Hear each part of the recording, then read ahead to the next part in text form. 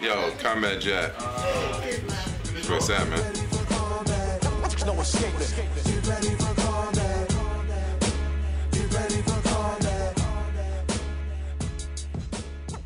But you know, you come from, well, you thrived during, I want to call Black Hollywood's golden era. You know, in the '90s, you had shows like, you know, In Living Color, New York Undercover, Arsenio Hall, The Cosby Show. You know, just a host of black shows in the '90s that were doing well. What happened, man? Well, I'm not in those rooms making those decisions. Right.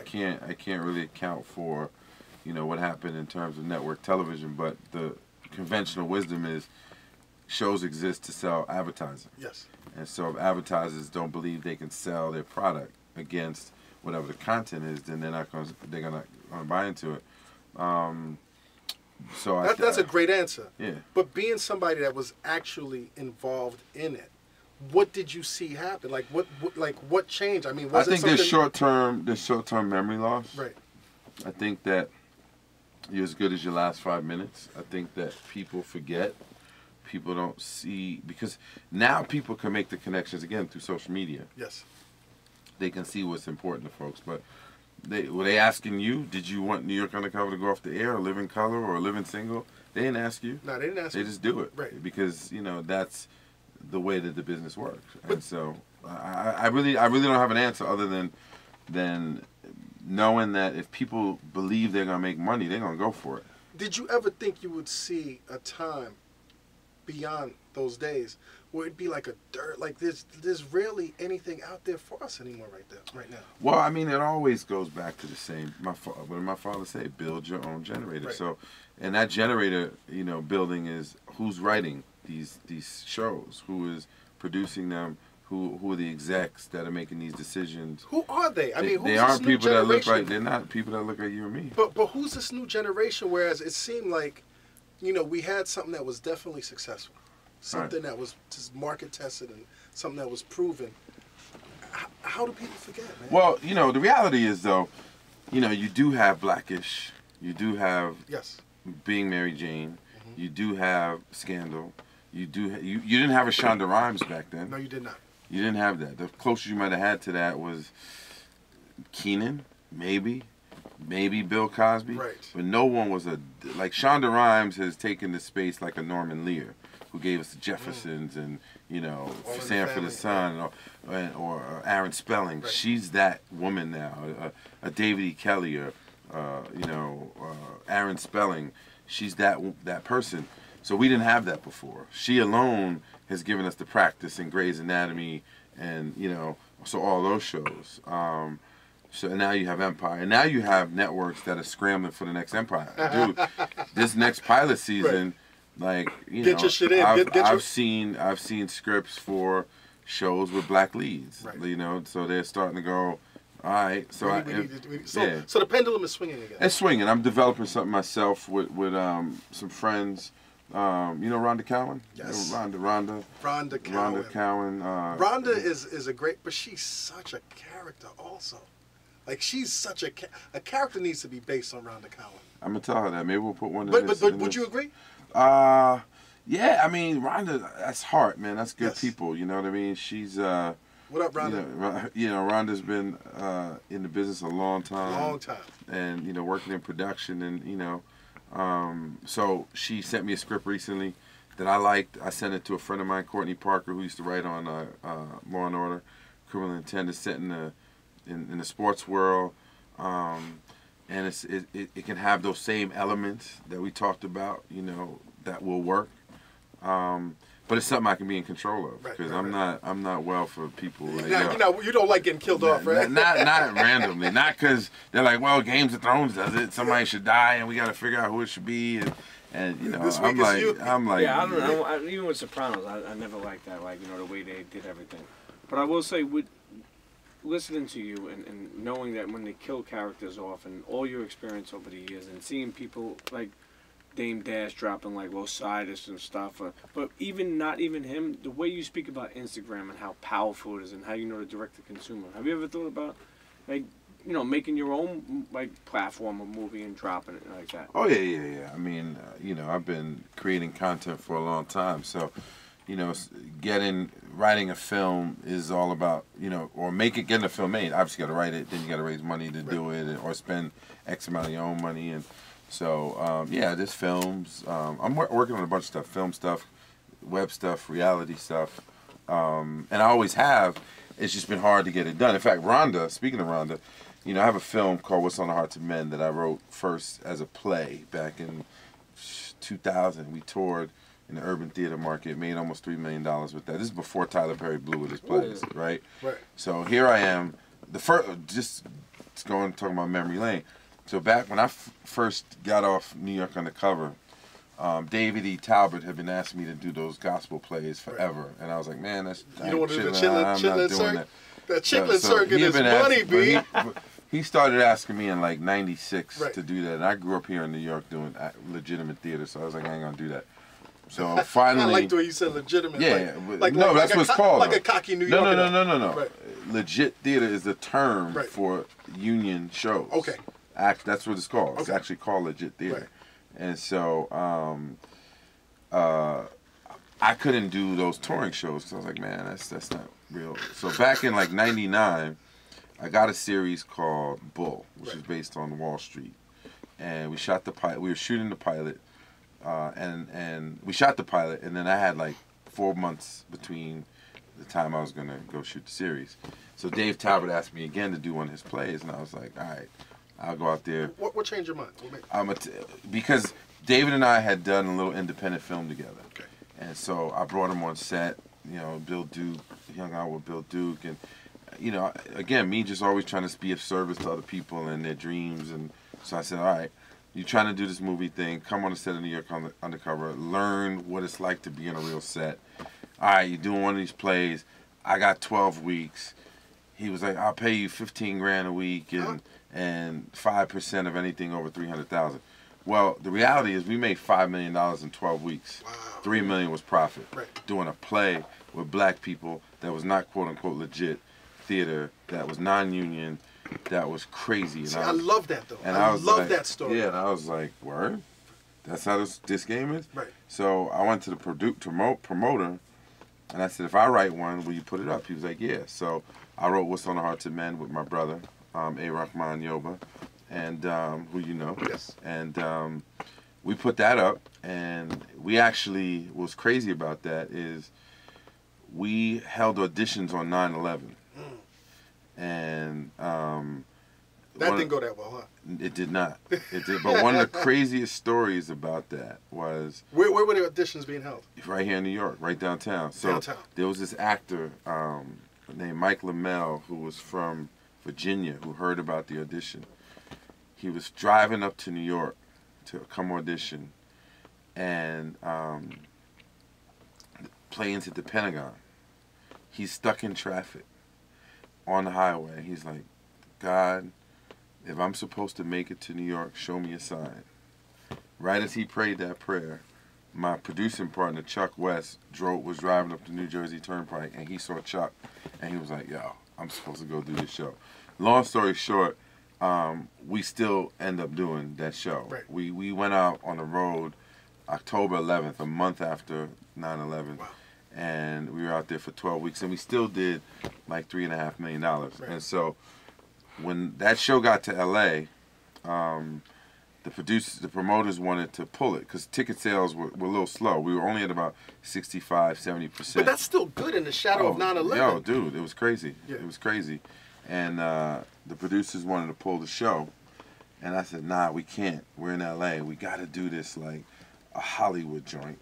And so I called up favors like Will Smith, like, yo, I need you on the red carpet with your kids, like with the babies, and we did like the first official like red carpet premiere at the Wilshire Hotel in LA. It was like who's who of Black Hollywood, treated it just like a film premiere, and everybody showed up. We made our money, and I remember Reuben Cannon, who started producing with Tyler Perry a few years later. At the end of the show, Reuben ran into my dressing room and was like, yo, Malik, if we had baskets to pass out right now, people would tithe. He was like, I want to turn this into a movie. And I was like, all right, bet. He was like, I'm doing my first one with Dave Talbot, and the next one is going to be with you. Did y'all see that movie? No. Exactly. Because it never got made. Okay.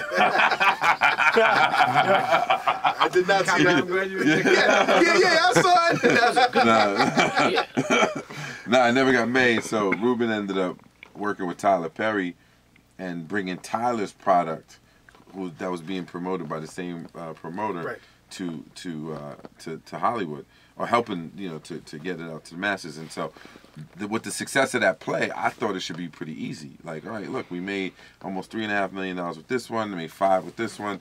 Like, there's a real audience out there right. for it. Let's create like a little incubator Right. that can take these plays, put them on the road, show proof of concept. Basically, they can make money, then do them as film or developing a television property. Everything that Tyler Perry ultimately did is everything that was in my business plan from 2004. So here you go again, being ahead of your time. Yeah, it's happened my whole life. Isn't bro. that shit annoying, man? A little bit. It's not. I don't know if I won't say it's annoying. It's just one of those things. Like that started for me like in high school, bro. Right. Like before the Troop jackets came out. Shout out to Troop. Yo, that was in my head. Like varsity jackets instead of the wool, make them all leather. Use bright colors, block coloring. Then here come the Troop jackets. Yeah. I used to make leather bags when I was in high school. I took class at Parsons. Let's go back. Let's go back. right. But before we go, I want to ask you one more thing about the going independent. And have you seen Money and Violence? Nah, but I heard about it though. I need to check it out. Now check it out, man, because Yeah. it's interesting. We had them on the show a couple of months ago, and it's these young brothers In Brooklyn. young 'Cause Haitian I know brothers. some kids uptown, Dominican kids, Yeah. doing something called the block. Yeah. The same. Shout out to my boy. Damn, I want to say Gabrielle. It's not Gabrielle. I'll think about it in a minute. What his real name is, but We gotta think of a Dominican. Yeah, nah, it's not. Nah, Luis. Nah, it's fuck, man. It'll come back to me. He's gonna be mad at me. But anyway, who created the block? Same idea. Dominican kid, hungry. I love his story. Like he, always wanted to be a filmmaker. Came from Dominican Republic. He was like 9. Used to watch all these movies. Tell his mother, one day I'm gonna be a director. She was like, you're crazy. Go to school. And he bought cameras, saved up his money, and then he just started writing and shooting his own joints. And he's dope. Yeah. He's dope. And so same concept though. It's Yeah. amazing, man. It's just Yeah. amazing how, the thing was right under the technology was right under our noses. Right. The YouTube, and what these kids did, man, and how they kind of in a sense revolutionized black filmmaking again, man. It's just amazing, man. But that's the build your own generator. Yes. Take the power in your hands and just shoot. Let's go back, man. You were born in the Bronx, Yes, sir. and you remember growing up in the Bronx? Did you grow up in the Bronx? Yeah. 6 kids, right? 6 kids in my family. Yeah. Born in the Bronx, South Bronx, back in 1967, Lincoln Shit. Hospital. So you saw Bronx burn, huh? I was living in South Bronx, but that's all we knew. Like the congas in the park, the Right. black spades, the savage nomads. In fact, there's a documentary called Black Rumble in the Bronx, or something like that. Rumble Kings, which I have to see. It's a doc. Or Documentary documentary? called the Rumble Kings. About the gang. Yeah, about the gangs in the Bronx. In the South- 70s? In the 70s, yeah. Which I need to see. Because, 70s was a scary time, huh? Yeah, it was. But that's what it was. But that's right? what you knew. That's what you knew. Like looking out the window, seeing the dudes with the cut off denim jackets with the black spades, the savage nomads, hearing the congas in the park, the sneakers over the wire. telephone. Yeah, So, all so that shit. you growing up, what was your household like? The household, man. Well, we were Muslim, first of all. So Strict? My father was pretty strict. Right. Yeah. Wake up every day at 5 o'clock, crack of dawn to pray. Have to fast during Ramadan. Had to study Arabic. Didn't celebrate Christmas, but would lie about it. Like all your friends knew you were Muslim because you had this funny little hat on your head. You had a funny name nobody could pronounce, and you didn't eat pork like everybody else. You go on the Christmas. You've never break. eaten pork in your life? I started eating pork recently. Yes, my like nigga. I Yes, started. yes. Yo, Yes, Malik. Yes. I've been eating pork flavored food like Brussels sprouts with some pancetta in it, but I don't. Man, you gotta go the whole way. Stop playing around. I haven't done it yet. I haven't done it yet. That's like the last vestige of still being Muslim. But growing up, you have the Christmas break, and you lie to your friends when you go, yo, what'd you get for Christmas? And I was stupid because like they knew I was Muslim, Right. but I would go down the list of all the toys my friends got back in the neighborhood. Then I go back to school. Yeah, I got the pinball machine and G.I. Joe Hot Wheels and Lionel train. But what would your father do? What did he do? My father was a frustrated musician. My father ultimately worked in the hospital, Albert Einstein College of Medicine in the Bronx and Montefiore Hospital as an X-ray technician, and then he also worked in Graham Court in Harlem, which was the dope spot in New Jack City. Yes. That's the building that they used where they had the Carter building. Yeah, exactly. So downstairs was a clinic, and he was an X-ray technician at that clinic, and he used to make my brother and I come to that clinic and file the X-rays, thousands of them. You know how thin an X-ray is, bro? Yes. And they were all out of order, and we had to like one at a time. That shit sounds like good times. And pay us $2. Good times. Did you He'd enjoy pay that us, job? hell no. He'd pay us $2, Right. and we'd walk all the way from 108th Street and First Avenue, Spanish Harlem, up to 116th and 7th Avenue to file X-rays with the dope fiends with the big swollen hands, with the dope fiend nod. As kids, that was crazy. And what were you what were you learning or picking up from those experiences, man? Well, looking back, man, my father, I credit him for the hustle. Right. You know, I mean, because that dude, you know, although he worked in the hospital and worked in the clinic, and he sold clothes, and ultimately sold weed, which I didn't know. I found out in high school. I found his stash one day. I was like, word. Did you cop the stash? Regular weed? Was it dirt? Nah, it wasn't dirt. Nah. Did you take a little pinch off? I might have. I might have. Yo, it was a crazy story. I remember, he's dead now, so he can't do nothing to me. But my father, I remember one time walking into his room and he was cleaning his gun. He had a Magnum. Damn, a Magnum. A long barrel Magnum. Yeah. And he had this like unit built around the bed that covered the. Actually, my mother had that done, but it covered the radiator, like almost like a shelving kind of thing. Behind the bed, they had like potted plants. They had it checked out, sexy. And but he had like this little like door open where the little like it was about this wide, and you open it up. A little stash box. Nah, but it was like part of the compartment. Right. But in that was like a dummy wall, and so I saw that it was open while he was cleaning his gun. I was like, oh, so that's where he's. So I sat next to him, just watched him clean his gun, and then when he wasn't home, and he didn't hide it. He couldn't. Like it was kind of like I busted him. Right. Like he's just in his room cleaning his gun. So he continued cleaning. And he just continued cleaning the gun. Right. And I sat next to him like, wow, okay, I'm looking at the gun. And how old were you? I was in middle school, man, like 12, 13. 12, 13. Very formative years. Yeah. So I saw he had the door open. I was like, oh, so that's where he keeps his stash. So when he wasn't home, I went in there and like snooped around, and I realized it was a dummy wall. I opened the wall, and then that's where the gun was. That's where bullets were. He had stashes of cash, and he had like. What did your father really do, man? Yo, my father was a hustler. Yo, he was a hustler, man. Right. His thing was he had 6 kids. Yes. And your mom was young. My mother was 16 when she met him. He was 32. Right. Okay. And they stayed together till she was 32. They had 6 kids. They split up, and we left with him. Right. We were left with him. Right. She broke out. The cops came to the house. They had a little altercation. The cops asked her to leave. Imagine that. 1977, a black man with 6 kids in the house, and the cops say, "Ma'am, I think you should come with us." I mean, but once again, and this is what I try to explain to this generation that grew up under stop and frisk. It was a different time, man. Like you know, I don't think there's been a time when policing. I don't glorify the days of the past, but it was a different type of police officer. Yeah, it was a different type of police. I think so. Yeah. Well, yes and no. I mean, you know, we did have hoses turned on us. Yeah, but they weren't. But they weren't shooting us every fucking week. No, definitely not. But they knocked my father's tooth out when he was a teenager. They were tough as fuck. They'd knock you out, but they weren't killing Let me you. get this tooth fixed. Yeah.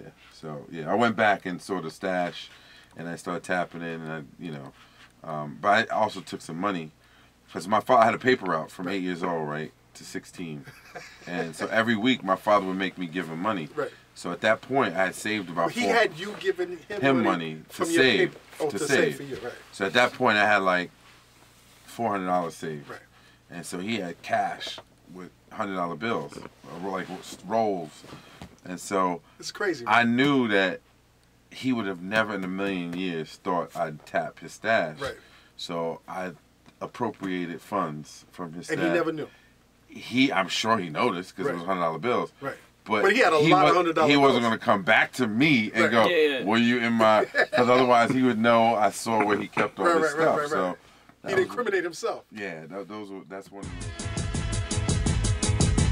Get ready for combat. No escaping. Get ready for